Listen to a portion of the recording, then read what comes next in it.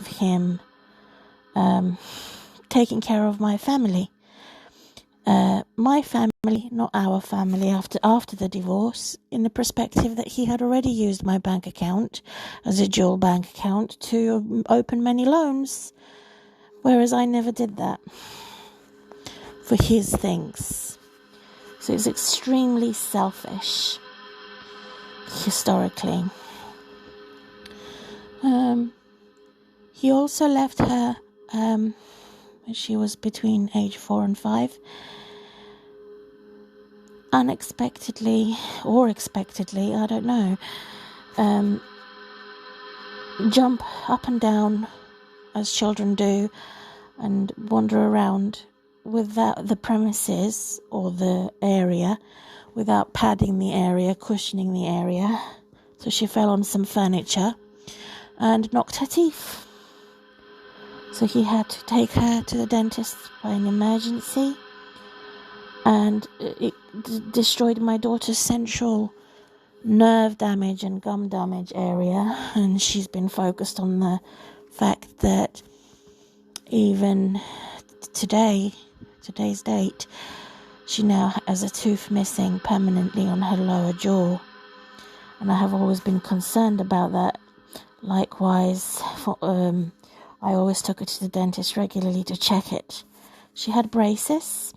She had an infection in from a root of that same damaged tooth, and it was a curse and a condemnation, which was point number 9. He neglected her and abandoned her, and yet Children's Social Services punished me for his crimes. And there must be the 10th. My Bible is a witness. My Bible told me when I asked the question for a consultation, devoted, Christian, devout, to say, God, you know the original time that my ex-husband had spent with my daughter between age 4 and 5, and you can tell the truth. Tell me the truth. And so I did open by using only the book of Psalms, I think it was, and there was reference on there that sounded very similar to pointing to a dangerous situation, a damning situation.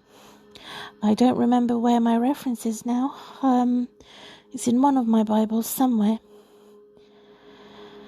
So I no longer feel I have to question God about it, because God has a unique persona that teaches me a lesson whenever I mention my daughter on free will.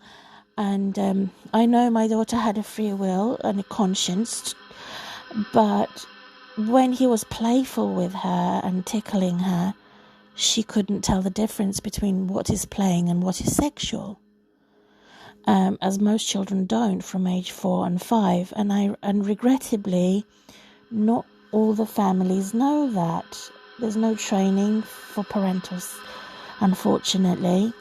And also, I had explained that brings me to the 11th point, where I was drugged to my eyeballs and overdosed by psychiatric drugs, pushed and forced into the nut house, which is a psychiatric hospital, behind the events of me suspecting from age 4 and 5 that he actually had committed this crime, which is the same as all the nobles currently who are so-called punishing me under the Children's Social Services Act and Mental Services Act, in depiction of the injustice that they've caused, is the same as smashing all their heads together as eggs and making scrambled eggs to ensure that they don't know what they're doing. And Jesus did cry on the cross, God, forgive them, for they don't know what they're doing. Most women feel respect from their husbands, and yet they don't know what the husbands are doing behind the scenes when there's no camera there, particularly when the man doesn't feel dominant in his own household. So the fact that we were divorced, which brings me to point number 12, and he spent more time with my daughter than I did, alone for 3 months, to make him feel dominant in the house. That's what he will do, sexually molest a child. No one's looking, so he's dominant male predator. And there's only her to listen to him, so she wouldn't know any difference, would she? No thanks to Children's Social Services, Mental Health Services that forced me, did a house arrest, and said I was mad when I tried to make a logical explanation to what was happening with a hostile environment and going through a domestic abuse. No one would want to listen to me. They only listened to their own empty speculations. They disobeyed my rules. They disobeyed the fact that I was behaving in a courageous manner in the moment of my crisis. They disobeyed me by trespassing my private property and my private space, personal space. They didn't like my first impressions immediately. They didn't find me charming or beautiful enough. They recognized me as an outcast or a foreigner living in England. They didn't care about me. They used the word concern, which was a formal term. They made me have doubt, mental health services, so that I could never choose and I could never trust.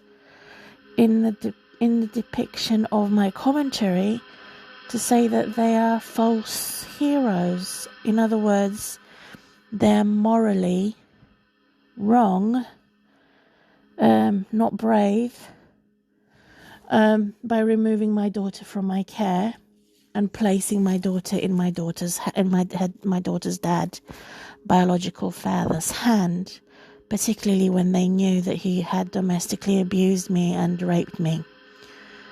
And they refused to listen.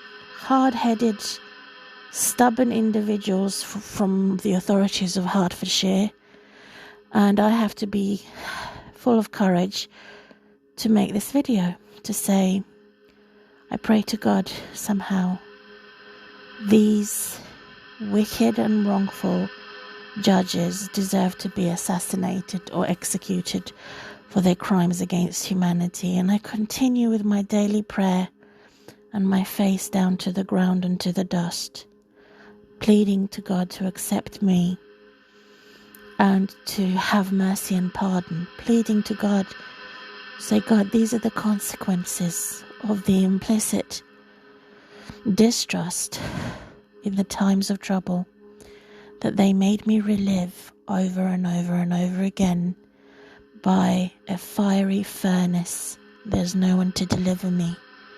The hell on earth as a result of me being courageous, young woman treated as an old woman. And the situation hasn't changed. It's the same thing, a limbo, as if he's still alive, but he's dead more than 12 years ago. And the same counselling service, the same mental health service, are scrutinizing me over the same issues viciously in a vicious